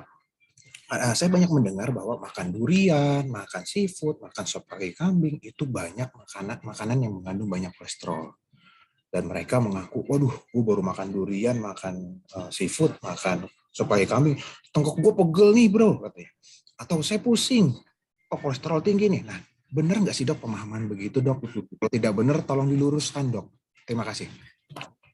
Baik, terima kasih Pak Niko atas pertanyaan. Jadi borongan ya pertanyaannya ya. Tadi minta diluruskan ya. Nanti yang bengkok kita luruskan nih pola pikir. Jadi pertama terkait dengan darah tinggi. Jadi tanyakan mengenai pengobatan darah tinggi. Jadi Pak Niko ini pengalaman pribadi. Pertama sebelum saya menjawab pertanyaan Pak Niko Pardede ya, saya sebenarnya ingin memberikan sebuah wawasan tentang bagaimana darah tinggi itu seharusnya diobati. Saya selalu bilang sama pasien bahwa inti ya esensi dari kita berobat darah tinggi itu adalah bukan sekedar untuk mencapai tekanan darah normal, tapi juga dari bagaimana pada akhirnya kita bisa terbebas dari komplikasi. Ya, saya selalu bilang seperti itu. Jadi sebagus-bagusnya orang sekolah itu adalah bukan sekedar untuk dapat nilai tinggi, tapi kemudian bagaimana dia bisa menyerap intisari dari sebuah sekolah, ya bagaimana berkomunikasi, sopan santun, budi pekerti, dan lain sebagainya untuk dia menjadi seseorang yang berhasil di masyarakat. Itu adalah sekolah yang berhasil. Jadi pengobatan darah tinggi yang berhasil itu adalah bukan sekedar dari bagaimana kita menurunkan tekanan darah, ya, itu penting ya, tapi juga dari bagaimana kemudian kita bisa menurunkan risiko komplikasi stroke ya, gangguan ginjal dan lain sebagainya, itu pada akhirnya bisa diperbaiki ya. Jadi jangan kemudian kita fokus hanya pada tekanan darahnya aja. Pertama artinya begitu. Kita harus coba lirik-lirik yang lain. Jangan-jangan saya tekanan darah tinggi dengan gangguan kolesterol. Jangan-jangan saya diabetes. Dan kita ketika sudah memiliki pemahaman seperti itu, kita akan memiliki sebuah pemikiran yang berbeda, bahwa ketika yang dicapai itu bukan sekedar tekanan darah normal, tapi kesehatan dalam artian yang paling paripurna, kita akan kemudian juga coba akan memulai untuk melibatkan bagaimana kita mengatur makan kita, melakukan olah jasmani, olahraga secara teratur. Jadi pertama adalah itu. Nah, terkait pertanyaan Pak Niko ya, jadi kapan sebenarnya tekanan darah itu harus diatur, ya diukur ya sebenarnya sesering mungkin, ya sesering mungkin ya. Jadi ada yang namanya mass hypertension ya. Jadi maaf pronunciation Inggris saya kurang bagus, mass hypertension. Jadi hipertensi terselubung ya. Jadi kalau ke dokter, lihat dokter, suasana rumah sakit ya, pas lagi nunggu dokter sebelahnya batuk-batuk, udah kena stroke, kitanya tegang, pas diukur ternyata tekanan darahnya tinggi. Itu jadi yang namanya white coat hypertension ya. Jadi datang di rumah sakit itu tinggi, tetapi di rumah itu normal. Atau mass hypertension, di ruang prakteknya itu hipertensi terselubung, di tempat prakteknya itu normal, tapi di rumahnya tinggi. Jadi cek tekanan darah itu sesering mungkin, dan dengan demikian pula kita akan jadi mengenal diri kita. Ya, jadi tadi terkait dengan pertanyaan yang berikutnya ya, kalau lehernya tegang ini tensi tinggi bukan sih? Bisa iya, bisa enggak, jawaban singkatnya. Tapi dengan kita misalnya tahu ya, oh saya pada waktu lehernya tegang, pas saya ukur juga bersamaan pada saat itu tekanan darahnya tinggi. Ternyata saya tipe orangnya seperti itu, sensitif terhadap tekanan darah tinggi. Ya, jadi kita boleh tensi sesering mungkin. Yang saya anjurkan adalah jangan lupa dicatat. Ya, jadi kadang orang cuman tahu kemudian mengambil hasilnya tanpa ingat untuk kita catat ya. Jadi kita harus catat ya. Jadi punya diary kesehatan ya, dan di situ ada misalnya hasil lab kita, tekanan darah, kemudian apa yang kita lakukan, berat badan dan lain sebagainya. Itu yang penting ya. Jadi kalau datang ke dokter tuh jangan hanya cuman sekali waktu ya, dok saya tensinya tinggi, kalau perlu dokternya direpotin. Bawa bukunya, dok ini catatan saya dok selama sebulan dok, silakan baca dok. Nanti biar dokternya pusing ya. Jadi rambut saya nanti tambah naik-naik lagi gitu ya kalau pusing. Nah kemudian kalau misalnya tekanan darah masih tinggi ya, tentu nanti kita ada banyak obat yang kita bisa pilih. Obat pun juga cocok-cocokan ya, cocok dengan A nggak cocok dengan B ya. Ternyata nggak cocok dengan B ya, nanti kita bisa obati dengan yang A. Kemudian ya saya jawab mungkin berbeda untuk pertanyaan terakhir mengenai leher terasa tegang. Jadi leher tegang itu satu kondisi yang kita sebut sebagai namanya tension headache ya, sakit kepala ya atau ketegangan di leher. Itu biasanya akibat otot yang menjadi tegang. Ya, jadi paling sering seperti itu, dan penyebab utamanya adalah salah posisi. Ya. Jadi kalau kita tidur dalam posisi bantal terlalu tinggi, kita kerja dengan posisi laptop yang nggak ergonomis. Kita nulis yang kata guru saya masih ingat, katanya antara mata sama meja itu harus 30 cm. Yang sering kita malah nunduk begini. Ya, nulis ya biasa aja ya, kita posisi rileks tubuh ya, kemudian kita nulis. Jadi sebenarnya yang paling sering menyebabkan leher tegang adalah posisi. Ya, kedua itu bisa karena tensi, bisa karena kolesterol, ya, bisa karena vitamin D rendah, bisa karena darah kental, bisa karena asam lambung. Jadi penyebabnya banyak ya. Jadi nggak mudah juga untuk kemudian kita langsung bilang kalau misalnya kita makan bahan makanan yang nggak bagus, tensinya naik, pasti darah tinggi. Sebaliknya, ada orang yang tensinya tinggi, lehernya nggak kenapa-napa tuh. Ya, ada yang 160, ya. Itu sering kali pada saat ini kita dapatkan, ya. Orang itu tahu tensinya tinggi, kenapa? Karena datang untuk vaksin. Ya, jadi nggak tahu dia, nggak ada keluhan apa-apa, tapi pas kemudian datang ke tempat vaksin, dia diukur, ternyata saya baru tahu bahwa saya juga tensi tinggi. Kira-kira demikian Pak Niko, mungkin ada tanggapan atau pertanyaan lanjutan? Yang mengenai kolesterol tadi, tolong dok, benar nggak kalau makan durian, makan soto kambing, makan mengandung kolesterol? Itu sering saya dengar kayak gitu dok. Betul, betul. Ya jadi iya, makanan yang mengandung banyak daging ya, daging-daging, lemak-lemak ya, kita bayangkan seperti itu ya, tentu tinggi kolesterol. Jadi kebalikan dengan itu semua adalah sayur dan serat. Ya, jadi kalau misalnya kita memperbaiki kolesterol kita ya dengan lebih banyak memperbanyak kandungan serat di dalam makanan kita. Dan sekali lagi serat itu nggak selalu berarti harus sayur atau buah. Kita bisa sekarang ini misalnya menambahkan biji-bijian. Kita pakai granola. Ya, kita bisa pakai agar, kita bisa pakai cincau. Jadi kita menjalani diet yang tinggi serat itu dengan cara yang lebih menyenangkan. Ya, jadi cara kurus gimana sih gitu ya, cara ngurangin kolesterol ya. Itu seringkali saya bilang ya, kan kita makan sekali 3 kali ya, makan pagi, makan siang, makan malam. Makan malam nih yang paling bahaya. Ya, tapi orang Indonesia makan malam tuh paling luar biasa seringkali ya. Jadi pagi-pagi, saya belum lapar nih, nggak bisa makan banyak, makan cuma sedikit. Siang di kantor makan mulai banyak, malam habis-habisan makannya. Ya sebagai kompensasi karena paginya nggak makan. Itu yang salah. Justru kita harus memperbanyak makan pagi, makan siang, malam itu yang sedikit mungkin. Jadi kita bisa bikin agar-agar untuk persediaan 1 minggu taruh di kulkas. Setiap kali malam sekitar jam 6 maghrib ya, kita makan serat, ya makan cincau, makan agar sekenyang-kenyangnya. Tentu nggak pakai gula, ya. Kalau misalnya cincau pakai gula sirup ya sama aja gitu, atau ya kita tambahkan misalnya dengan sirup pemanis buatan ya, atau kita pakai misalnya dengan buah-buahan sebagai tambahan pemanis. Kita makan itu sekenyang-kenyangnya jam 7, ketika waktunya kita makan malam, kita akan centong nasinya, aduh saya udah setengah kenyang nih, saya centong nasinya sedikit aja deh. Nah jadi itu juga salah satu kiat bagaimana kita sebenarnya menjalani diet kita dengan cara yang lebih menyenangkan ya. Jadi banyak cara Ya, jadi kira-kira demikian Pak Niko. Terima kasih. Terima kasih dokter. Ya, oke, baik. Kita berlanjut ke pertanyaan selanjutnya dulu, mungkin dari Pak Hari ya. Ini saya bantu bacakan untuk Dokter Wirawan. Dok, sebelum melakukan tes darah, tanda fisik apa yang terlihat untuk penderita asam urat, hipertensi, dan kolesterol? Mungkin kalau asam urat tadi adanya nyeri-nyeri di sendi nih. Tapi kalau hipertensi kolesterol, apa yang tanda fisiknya, Dok, kira-kira?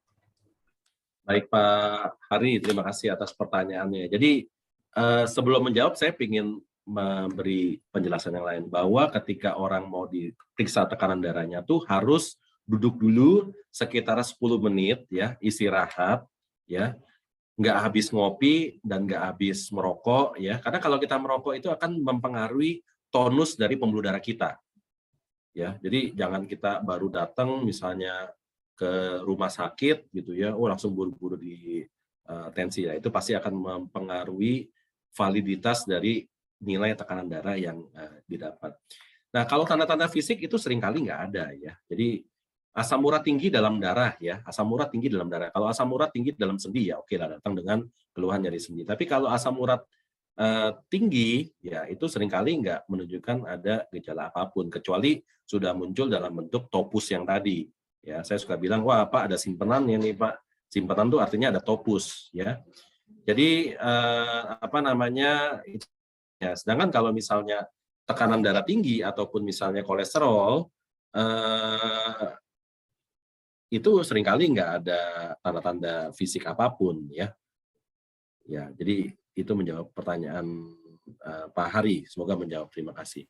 Oke, berarti kesimpulannya tidak ada tanda-tanda fisik ya dari ketiga penyakit tersebut. Selanjutnya ada Ibu Tiani. Bisakah orang dengan tekanan darah normal menjadi stroke? Oke, baik. Terima kasih atas pertanyaannya. Jadi pertama stroke itu harus dipahami ada dua bentuk ya. Jadi stroke tipe iskemik atau penyumbatan atau stroke tipe perdarahan. Jadi stroke itu adalah serangan di otak. Nah, serangannya itu bisa dalam bentuk apapun ya. Bisa karena ada sumbatan dari aliran darah, kemudian darahnya nggak nyampe ke otak sehingga sel-sel otaknya mati dan terjadi kelumpuhan, atau bisa karena perdarahan ya juga suplai oksigennya terganggu. Nah, kalau stroke perdarahan ya memang itu seringkali dihubungkan dengan tekanan darah tinggi. Nah, cuman ada bentuk-bentuk atau faktor risiko lain yang juga bisa menyebabkan stroke, baik itu perdarahan maupun penyumbatan ya, seperti ya kalau kita bicara masalah, kalau bicara penyakit ya, faktor risiko itu selalu akan bicara mulai pertama dari faktor genetik. Ya, ada nggak di keluarga kita yang juga memiliki potensi untuk sakit serupa. Kemudian kita bicara jenis kelamin, ya, bahwa laki-laki akan lebih berisiko dibanding perempuan sampai wanita itu menopause. Ya, jadi begitu kira-kira polanya. Jadi wanita itu terlindungi oleh hormon-hormon tertentu sehingga sebelum menopause dia memiliki risiko komplikasi yang lebih bagus dibandingkan laki-laki. Tadi genetik, jenis kelamin, usia. Kemudian kita juga akan bicara mengenai gaya hidup. Jadi belum ngomong laboratorium ya. Pola makan kita, olahraga atau enggak, kemudian obesitas atau tidak, ya, merokok atau tidak. Jadi kita bicara masalah habit juga, ya, faktor yang bisa dirubah dan tidak dirubah. Baru setelah itu ya kita bicara masalah diabetes, kemudian kolesterol, ya, asam urat, ya, tekanan darah. Jadi kalau misalnya tadi secara sempit ditanyakan, apakah orang yang tidak darah tinggi bisa stroke? Jawabannya bisa, pakai banget, ya. Terima kasih. Oke, baik. Mungkin ada tambahan dari Bu Tiani, boleh langsung unmute. Boleh, tolong dok. Tadi kata dokter lewat otak ya kalau stroke. Ternyata bukan jantung ya dok? Kalau kita bicara stroke, kita bicara otak ya. Jadi kalau misalnya kita, ya kalau jantung tersumbat ya namanya serangan jantung. Ya, ya dinamakan berbeda ya. Nah, saya juga punya kasus-kasus yang seperti tadi sudah disampaikan ya, bahwa ternyata penyumbatan ini juga bisa terjadi di perut ya. Ini yang kadang-kadang suka dibahasakan sebagai stroke perut. Ya, jadi ini ya luar biasa, sakit perut, nggak ketemu penyebabnya apa. Ternyata setelah diperiksa, kita CT scan, ternyata ada penyumbatan di pembuluh perut ya. Bahasa awamnya apa? Sering kali saya bilang itu sebagai stroke perut ya. Jadi seperti itu. Tapi kalau kita bicara stroke secara umum, itu berarti ada penyumbatan di pembuluh otak. Ini pasti akan sakit perut yang luar biasa ya, Dok ya? Waduh, luar biasa. Ya. Oke. Dok, silakan. lalu penyumbatan di pembuluh darah, kalau menurut dokter, kalau ini kan orang lagi hits tuh DSA dengan dokter Terawan nih. Kalau seandainya DSA dengan dokter Terawan, penyumbatan itu berarti nggak akan darah tinggi lagi dong, normal gitu. Setuju nggak? Oke lah, ini Soalnya dijawab. pengalaman teman-teman saya, termasuk paman saya sendiri itu oke gitu. Tapi ya ada pro kontra sih di situ. Baik ya, oke. Mungkin saya nggak sebut merek lah, saya nggak sebut dokter Terawan atau enggak ya. Cuman saya lebih untuk kemudian memberikan ilustrasi ya. Ini kan pembuluh darah kita nih, pembuluh darah kita ya. Kemudian kita lihat nih ada plak-plak ya, yang menyebabkan lumen diameter dari area yang masih bisa dialiri oleh darah itu menjadi lebih sempit ya. Nah, ini kalau diberi gambar yang lebih besar. Nah, ini kan sebuah proses yang terjadi berpuluh-puluh tahun ya. Bahkan dikatakan bahwa manusia itu sejak dari mulai balita itu sudah mulai mengalami proses semacam ini ya. Sehingga ini proses yang sebenarnya merupakan akumulasi dari berpuluh-puluh tahun. Dan kemudian dari bagaimana ini bisa menghilang ya, kita misalnya ya, saya bicara secara saintifik ya, atherosclerosis regression ya, misalnya kita mencari bagaimana sebuah plak di pembuluh darah itu bisa mengecil, ternyata juga salah satunya adalah dengan mengurangi LDL kita sampai di bawah 80 ya. Jadi kalau misalnya kita kurangin LDL kita ya sampai di bawah 80, ternyata diameter dari plak itu bisa minus, bisa berkurang. Dan ini apa yang kemudian diyakini oleh sebagian besar dari kita ya. Saya mengaku menjadi bagian besar itu ya, bahwa pada saat ini bagaimana kemudian kita mengobati plak tersebut itu dengan juga bagaimana kita mengontrol kolesterol, tekanan darah dan sebagainya. Kalau misalnya kemudian ada diberikan obat pengencer darah, ya ada kan obat pengencer darah toh yang diminum, ya. Kemudian ya toh juga nggak sekedar cuma obat pengencer darah, kita juga masih butuh obat-obatan yang lain. Nah, apakah kemudian dengan kita melakukan satu tindakan demikian, ya, itu kemudian langsung semua pembuluh darahnya tuh plaknya langsung hilang? Ya itu yang saya mau sampaikan.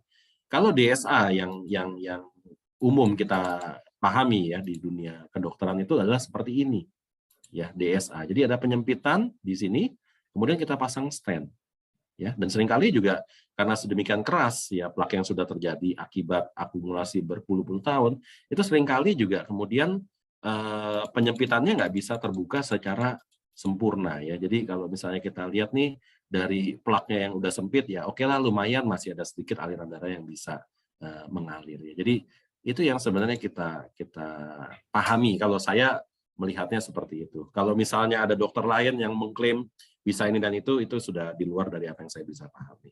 Ini maksudnya ring ya, Dok? Ring ya. Oh, oke. Ya. Lalu oil ya.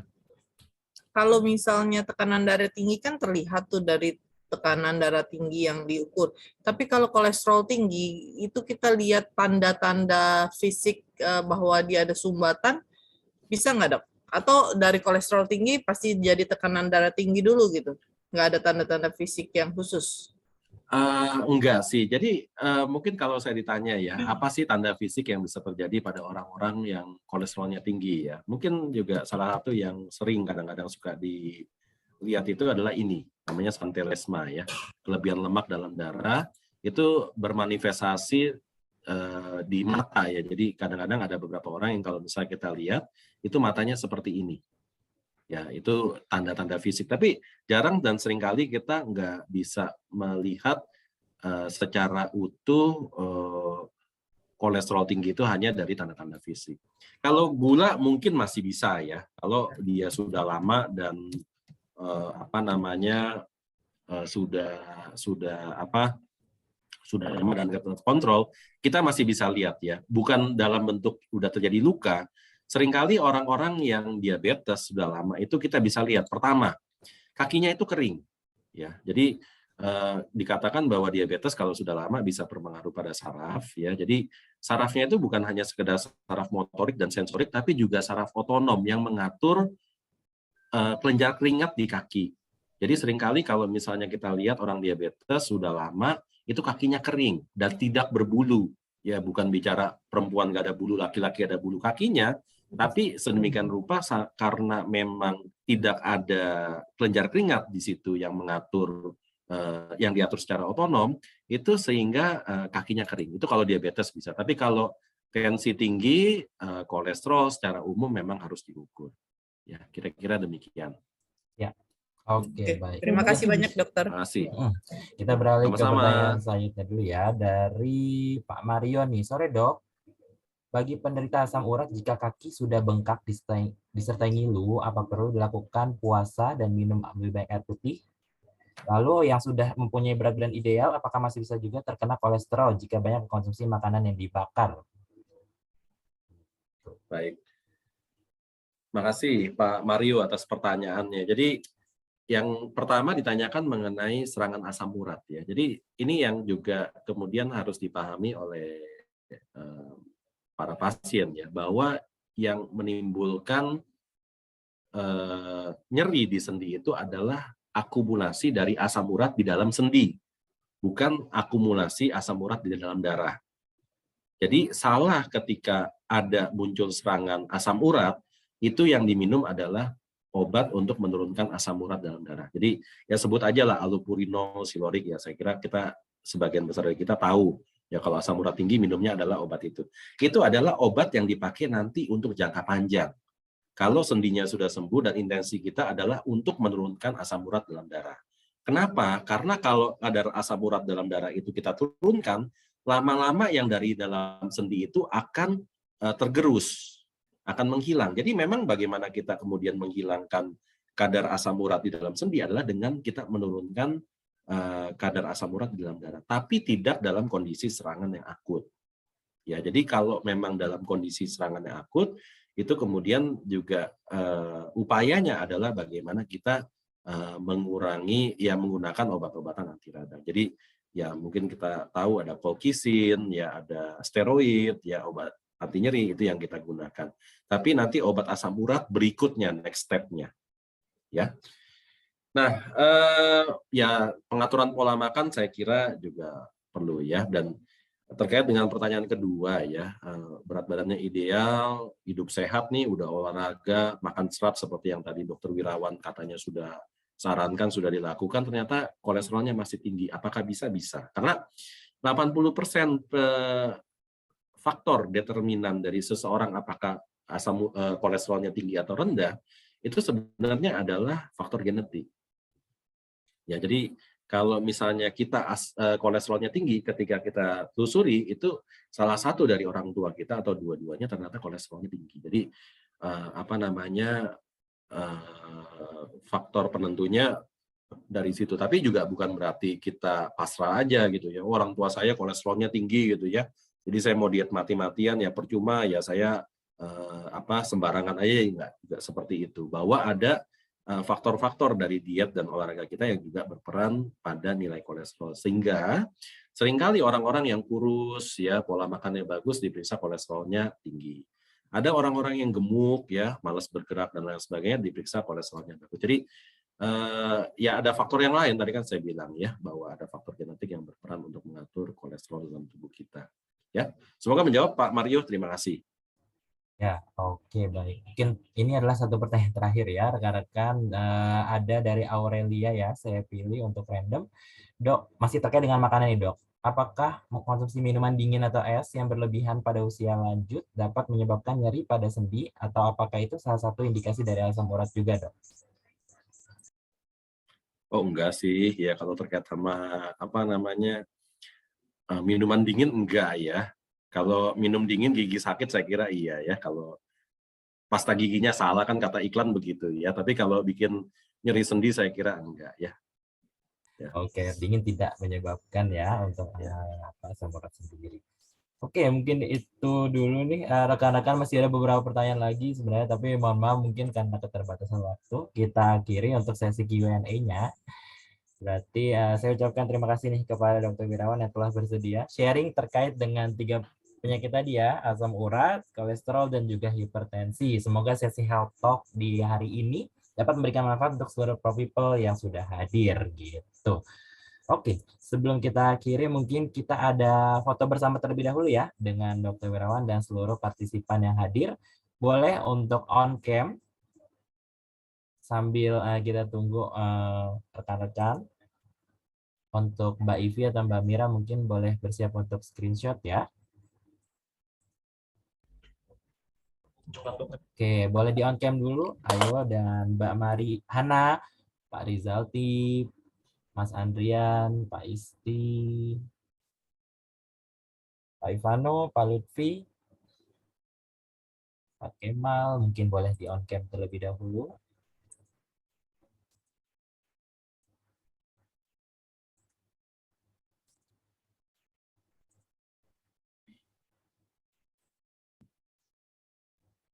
Udah siap nggak? Ya, sudah siap semua?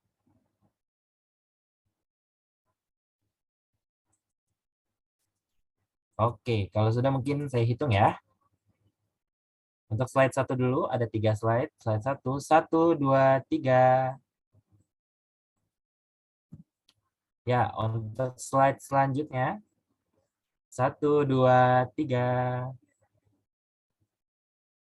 Dan slide terakhir, 1, 2, 3. Iya, oke, baik. Oke, selanjutnya sebelum kita akhiri juga ada pengumuman 3 hadiah atau ya 3 pro people yang beruntung nih. Yakni yang pertama, oke sebentar, untuk best question ngopi di kali ini yang pertama ada Pak Niko yang tadi ya. Kemudian yang terakhir ada, yang kedua ada Pak Mario, dan yang ketiga ada Ibu Aurelia gitu. Jadi itu adalah 3 peserta yang mendapatkan hampers ya dari RSPI. Nanti bisa mengontak lebih lanjut atau nanti akan dikontak oleh tim internal communication gitu. Oke, mungkin itu saja. Baik, selamat untuk kepada para pemenang. Jadi sebelum live Zoom ada tadi masih ada form-form yang satu form yang perlu diisi, yakni feedback form untuk acara hari ini. Boleh diisi QR code yang ada di layar atau yang ada di Zoom chat. Untuk linknya tadi yang sudah di-sharing sejak tadi pemaparan. Pengisiannya nggak lama-lama juga nih, pastinya kontribusi rekan-rekan nanti akan membuat event kita semakin seru dan lebih baik lagi. Oke, jangan lupa untuk diisi untuk feedback formnya rekan-rekan. Dan tak terasa kita sudah sampai di penghujung acara ya. Terima kasih sekali lagi kami ucapkan untuk Dr. Wirawan Hambali yang sudah meluangkan waktu untuk acara ngopi sore ini. Terima kasih banyak ya, Dok. Terima kasih atas undangannya. Ya, oke. Terima Semoga kasih kita juga. semua sehat. Baik. Terima kasih juga untuk seluruh pro people yang sudah hadir. Saya Angga, mohon mundur diri, pamit dari acara hari ini. Sampai bertemu di acara live at Protoindo Group selanjutnya ya. Tetap semangat dan selalu menerapkan hidup sehat ya rekan-rekan. See you again, pro people. Thank you. Terima kasih semuanya. Sampai ketemu. Sehat-sehat. Terima kasih, Dokter. Mari.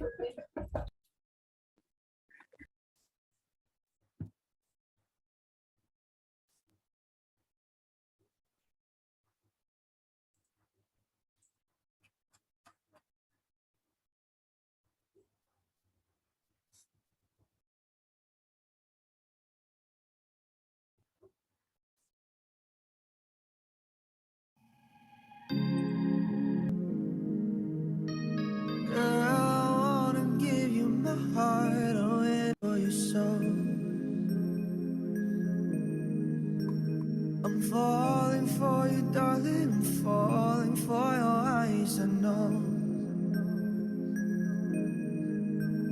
Infatuated, baby, I need you in my life, I'm sure. And you've become my fly without you, I might lose control. I feel my heart fading, only you can save me. Can't control the way that I feel for your body. Constant kind of loving, need your kind of numbing. Show me what to feel, cause I'm home and I'm lonely. You're not good for me, but you're the only one I see. I'm so into you, I'm so into you. And girl, you'll always be the only one I love from me, but do you need me to? Yeah, do you need me to? Hey, yeah, yeah. I need your kind of loving, hey. And I need you now to save me, babe. And I need your kind of loving, hey. And I need you now to save me, babe. Somehow you give me this kind of feeling, set my soul ablazing, heart is quickly racing. Oh, I need you to be safe from the darkness. I'm a slave for you, eh? For you, eh? I feel my heart fading. Only you can save me. Can't control the way that I feel for your body. Constant kind of loving, need your kind of loving. Show me what to feel, cause I'm home and I'm lonely. You're not good for me, but you're the only one I see. I'm so into you, I'm so into you. And girl, you'll always be the only one I love from me, but do you need me to? Yeah, do you need me to? Yeah, yeah. I need your kind of loving, hey. I need you now to save me, babe. And I need your kind of loving, hey. And I need you now to save me, babe.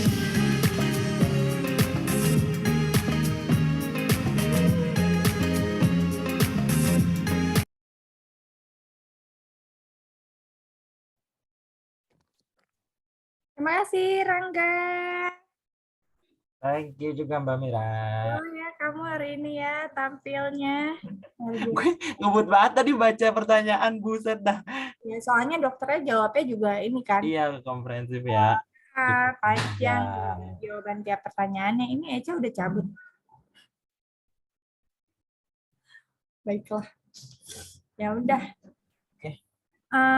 Mas Faisal, minggu depan office talk dulu ya, karena gue telepon si Smiling Tour, mereka nggak bisa di minggu depan. Jadi untungnya office talk bisa, karena yang minggu kedua Jumat itu kan malam takbir, Mas. Boleh nggak kita kosongin dulu? Kosongin aja. Minggu kedua Juli. Ya, karena kan Lebaran Haji tanggal 9 ya? ya. Oke, berarti mulai lagi 15. 15 kayaknya leader stock 2. Leader stock 2 yang Paroni kapan? Yang Paroni 3. 3 ya? Yang Pak Eko dulu. Paroni itu sama siapa? Pak Roni sama Bu Silvi sama Pak Cinta. Oh, oke. Atau nggak tahu sih, gue sih baru bikinnya sampai tornya baru sampai yang kedua, yang ketiga belum. Enggak, gue kepikirannya karena kemarin udah dari Protel semua sama STP, yang kali ini dari Iforte yang kedua. Yang Iforte ada gue sisip jadi itu gini. Sebenarnya yang kedua ini mestinya ada Bu Julia. Tapi Bu Julianya kan pindah tuh ke edisi 1. Jadi yang nama awal yang diusulin Mas Doni itu kan Pak Eko, Pak Indra sama Bu Julia. Nah, Bu Julianya Bu ganti Iforte Pak Handoko. Jadinya Pak Handoko ya? Ya, sementara ini belum ke Mas Doni sih, ini baru jadi. Pak Hartono nggak ada? Pak Hartono itu tuh belum kedapetan slot. Gue prefer Pak Hartono daripada Pak Handoko. Oh gitu. Oh. Bukannya lebih talkatif Pak Handoko enggak ya? Lebih kaku Pak Handoko. Oh, oke nggak masalah sih. Cuman gue beberapa kali meeting sama yang leader E40 itu loh, yang apa sih? Yang target itu Mas. Itu yang suka nyamber Pak Handoko terus. Jadi gue pikir Pak Handoko yang ini lebih. Pak Hartono lebih asik orangnya. Ya udah. Berarti nanti Dan dia kan lebih besar kan, maksudnya dia ngurusin, dia kayak Pak Eko-nya E40. Oh, oke. Ya udah, Saya nanti gue ngurusin revisi lagi deh. Iya. Aman. Oke. Thank you semua. Thank you Angga. Yes, thank you. Angga, thank you. MC tetap Thank you, kita. Keren Angga. Siap, oke. Dah. Dah. Bye.